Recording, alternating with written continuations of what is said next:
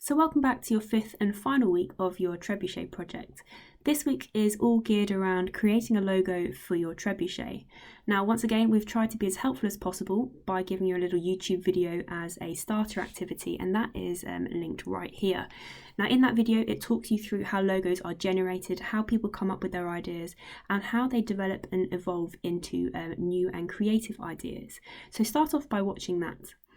Once you've done that, what we'd like you to start off by doing is to create a mind map. Now on this mind map, you're actually going to submit this, so make it legible please. We want lots of notes and keywords that come to your mind when you are thinking about your trebuchet. Now you might have a particular theme in mind, or it might be something that is more general, and that is fine. Or it could even be a personal logo to yourself, so like a personal branding exercise. You can do that as well if you would like to.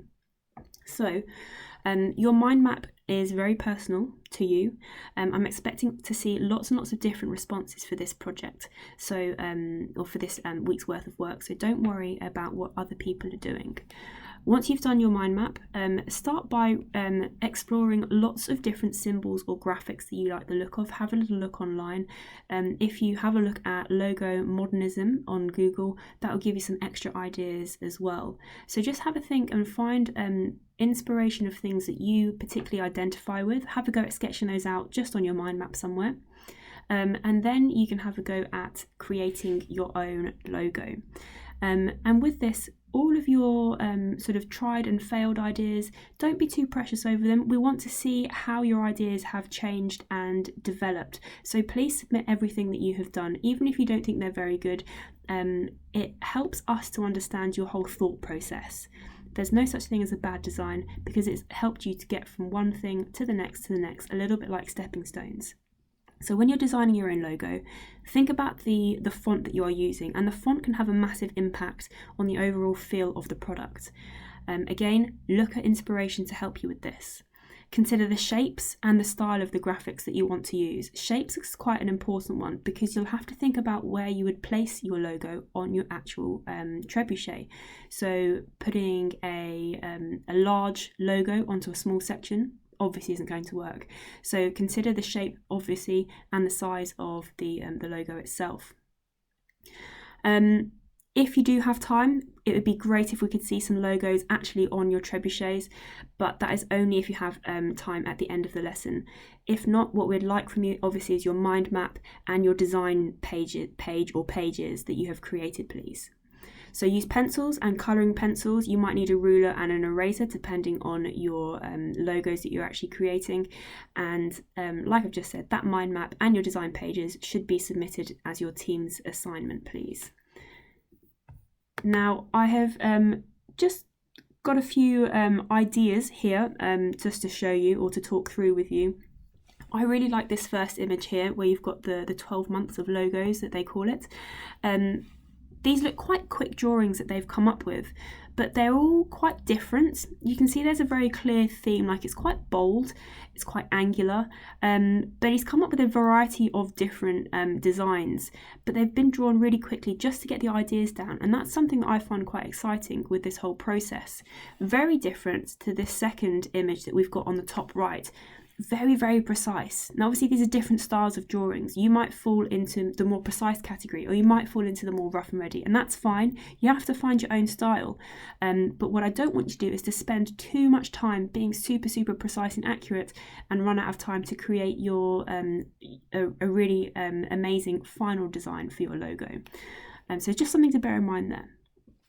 Now this image with the lions I really like as well, and the reason I've put this in is because it shows you the journey of the logo. He's obviously, he or she has started off with the image of a lion here. Now that could be something that's found on the internet, it could have been something that they took themselves, so it could be quite personal in that sense.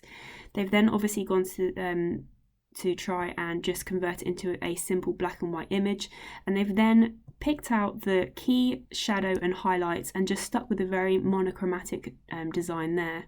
It's then been stylized a little bit more, so certain sections have been elongated to give it a little bit more sort of elegance to the logo, and then they've decided to work very much with line drawing, and that's where I feel the actual logo starts to come to life a little bit. They've then played around with the different tones of light, so light, dark, and medium, I guess you could call it, and seeing where the light falls on the lion. Little bit of a different take on this one, not too sure about it, but again, it's a stepping stone, so it's not as though it's a bad idea, it's helped them to get to the next idea, which is quite interesting actually, where you've got lots of lines which are all kind of linking from one edge of the circle to the other edge of the circle, and in doing so it actually gives you the face of the lion, so quite a clever idea. And again, running with a similar idea, but working with the light, medium and dark tones of shading again. This one's quite different. We've kind of gone down a completely different route here. Almost reminds me of a shell here, where it's got quite natural in its shape. But again, we're using it as a springboard to another idea. But I'm not going to go through all of them because that's plenty to talk about.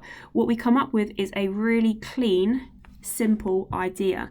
But the key thing that I want you to take away from this particular image is that many different iterations of the design that has helped the person come to their final design. And that is what we want to see on your pages. Now, I've included this last image because it might be helpful for those of you that have maybe more than one idea and you're a little bit confused as to where to take your designs. Here you've obviously got three different key ideas that they've got. You've got names, you've got cakes, and you've got occasions. Now the names, you might just want to stick with lettering, or they then experiment by making it all a little bit more modern, a little bit more graphical.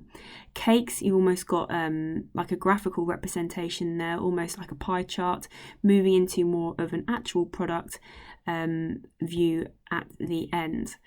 And the occasions, again, they're just brainstorming some different ideas of what occasions actually are. And that might be something that you might want to start off with. So coming up with lots and lots of different little ideas, which you could then use to, as a springboard to kind of tailor your ideas to suit your particular product and your particular needs. So I look forward again to seeing what you come up with. And I hope you enjoy your last task of the project even.